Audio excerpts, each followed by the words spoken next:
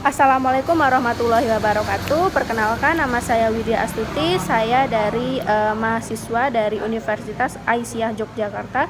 Di sini saya ada pada jurusan S1 Ilmu Keperawatan semester 5. Dan di sini saya akan melakukan penyuluhan mengenai imunisasi pada bayi dan balita.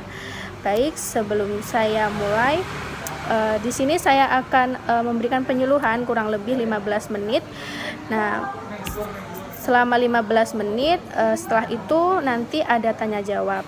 Baik, bisa saya mulai ya. Baik, di sini saya akan menjelaskan mengenai imunisasi, pengertiannya dan tujuannya.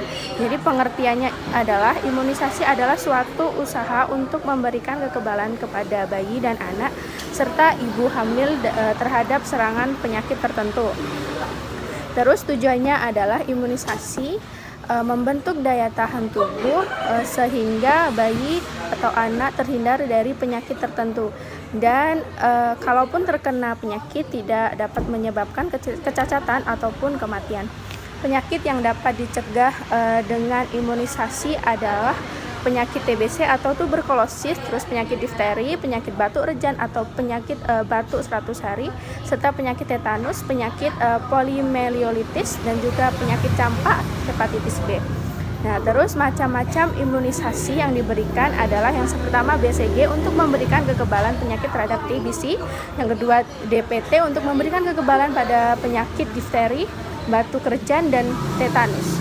Polio untuk memberikan kekebalan pada penyakit poliomyelitis, campak untuk memberikan kekebalan pada penyakit campak.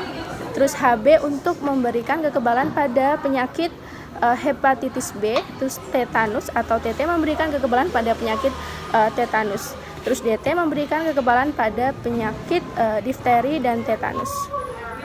Nah, sasaran imunisasi bayi usia 0 sampai 9 bulan untuk imunisasi BCG, polio, DPT, HB, dan campak.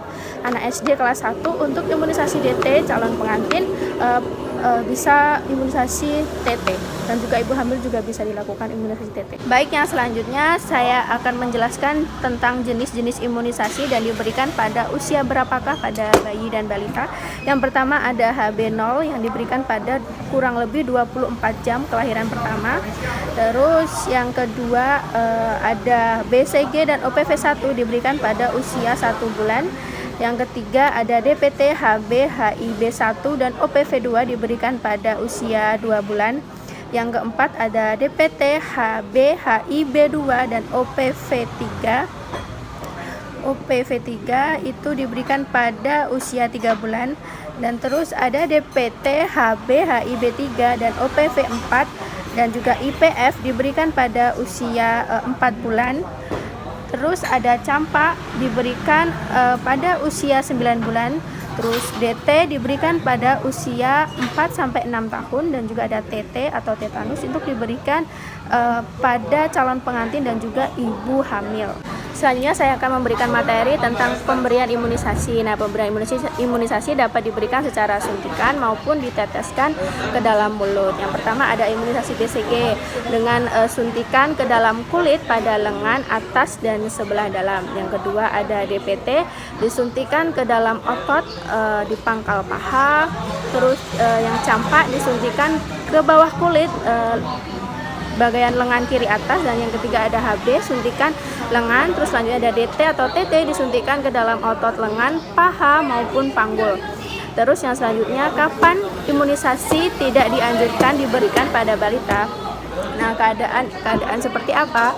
Nah, yang pertama tidak dianjurkan BCG tidak diberikan pada bayi yang menderita sakit kulit lama, sedangkan sakit TBC tidak diberikan pada yang demam tinggi, panas, dan DPT tidak diberikan kepada bayi yang sedang sakit parah, panas, demam tinggi, dan kejang. Polio tidak diberikan bila diare dan sakit parah. Campak tidak diberikan bila bayi sakit mendadak dan panas tinggi.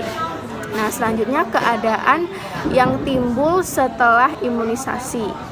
Keadaan-keadaan seperti apa? Nah, keadaan-keadaan yang timbul setelah imunisasi itu berbeda-beda, tergantung imunisasi apa yang diterima oleh sang anak. Nah, misalkan BCG 2 minggu setelah imunisasi terjadi pembengkakan kecil dan merah di tempat suntikan. Nah, terus seterusnya timbul bisul kecil dan menjadi luka parut. Terus kalau DPT umumnya bayi menderita panas sore hari setelah mendapatkan imunisasi, tetapi akan turun dalam 1-2 hari. Terus itu akan membekak pada area suntikan dan merah.